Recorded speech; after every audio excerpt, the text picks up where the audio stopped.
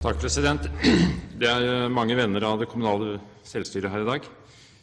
Det fint. Problemet jo ikke dager som dette, men hverdagen, hvor de statlige sektorinteressene maler litt i stykker ut fra litt ideelle behov som de har. Og jeg ønsker statsråden lykke til med nettopp å samordne og tøyle de statlige sektorinteressene.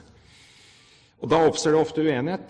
Og det forslaget vi har fremlagt, det går jo nettopp ut på at man ser på det mer formelle i forhold til Europarådkonvensjonen, om vi har oppfylt det vi der har skrevet under på, nemlig å utstyre med et remedium for å ha en uavhengig tvisteløsning mellom stat og kommune.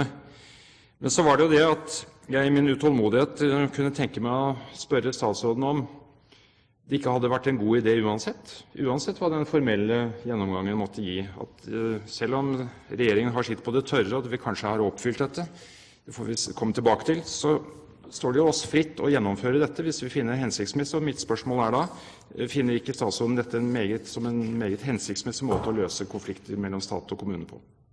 Statsråd Navarsete. Jeg viser til at KS har fått utgredd alternative tvistelønnsordninger mellom stat og kommune, men så langt har vi ikke hatt en drøfting med KS om dette. Det ikke tikret opp i de formelle fora vi har.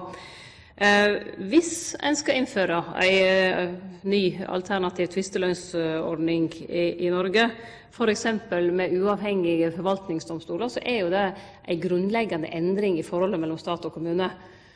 Skal vi gjøre det, må vi ha en grundig utgreiing, tenker jeg, både av stats- og forvaltningsmessig art.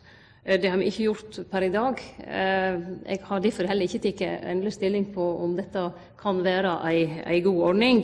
Jeg har heller ikke sett det som aktuelt å sette det i gang så langt. Hvis KS velger å ta dette opp gjennom konsultasjonsordningen, som kanskje den naturlige plassen å drøfte dette bredere, så skal jeg i så fall gjøre en vurdering av det. Jeg har ikke sett det som hensiktsmessig per i dag. Representanten Tetzschner anmodet om ytterligere en replikk, og det det rom for. Tetzschner, vær så god. Ja, jeg tror ikke vi skal gjøre det vanskeligere enn det fordi det umulig å tenke seg veldig enkle instanser uten at man behøver gå i retning av forvaltningsdomstol.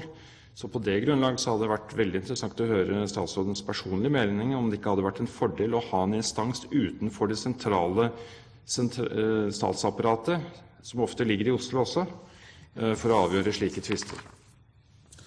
Statsråd Navarsete. Litt humoristisk så må jeg jo si at jeg har aldri tenkt at det sentrale statsapparatet skal flyttes ut av Oslo. Jeg synes det en flott plass å ha både regjeringsapparat og storting. Jeg tror at de avgjørelsene som blir tatt i de ulike sektordepartement i forhold til dette, og blir tatt på grunnlag av et godt skjønn. Men som også representanten Tetzschner vet, så blir det slik at dess nærmere vi kommer vårt eget område, dess mer opptatt vi av å styre på akkurat det området. Så jeg tror det viktigste vi kan ta tak i fremover, det å prøve å få enda mer samordning og helskap inn i forholdet mellom stat og kommune, slik at sektorinteressen ikke blir så styrende som det har vokst seg fram å bli gjennom veldig mange år, og som vi også skal drøfte sammen med Stortinget i det året som kommer. Og jeg særdeles åpen for å få innspill på det temaet i tiden fremover.